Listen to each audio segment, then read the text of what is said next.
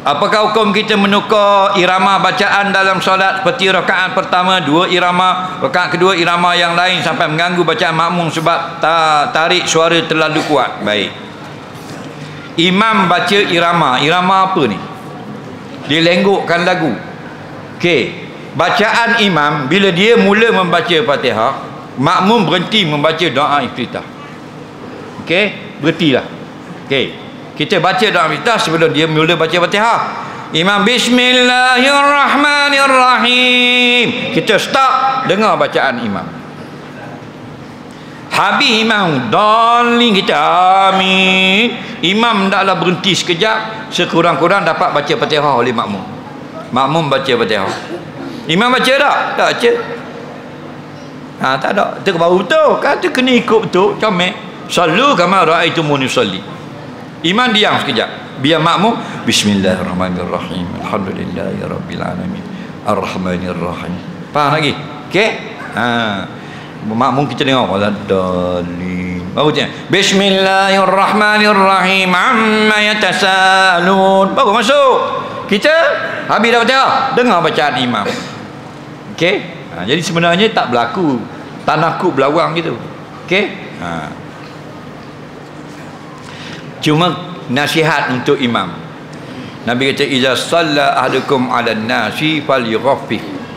Apabila kamu menjadi imam sembahyang yang diikut oleh ramai orang di belakang, falyughaffif. Faham? Maka ringankanlah. Apa makna ringan? Jangan menyusahkan makmum di belakang.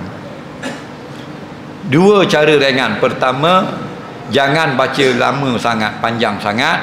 Yang kedua, jangan laju sangat. Piang ke makmum. Nak imam nak baca surah pendek. Surah pendek nak baca, makmum nak baca Fatihah. Surah imam 3 ayat, makmum 7 ayat. Siapa habis dulu? Patut imam diam dulu. Waladhdallin. Amin. Diam.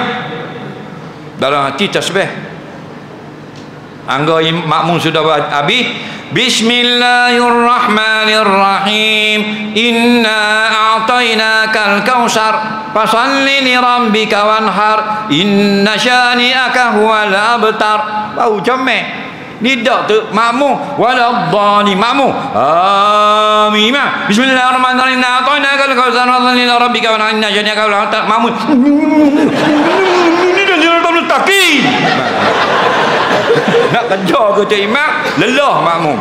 3 orang meninggal dunia sebab sesak nafas. Nyanyi kau orang nah.